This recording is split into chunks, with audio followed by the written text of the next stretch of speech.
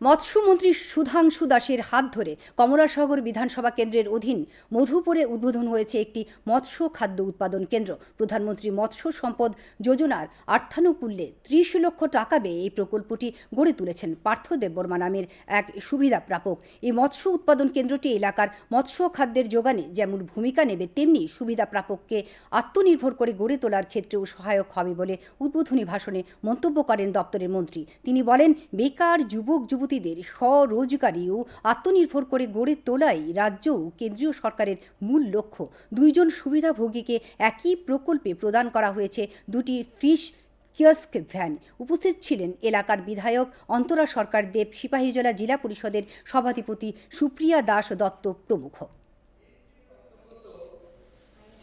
ভারত সরকার বিশেষ করে এসসি এবং এসটি কমিউনিটির লোক যারা আছে তাদেরকে এই ক্ষেত্রে আত্মনির্ভর করে তোলার জন্য এবং আর্থিকভাবে স্বনির্ভর করে তোলার জন্য এই সেক্টরে 60% সাবসিডি প্রদান, অর্থাৎ ফিশিকালচার সেক্টরে প্রধানমন্ত্রী মৎস্য সম্পদ যোজনার স্কিমে 60% আমরা সাবসিডি প্রদান আর 40% বেনিফিশিয়ারি কন্ট্রিবিউশন।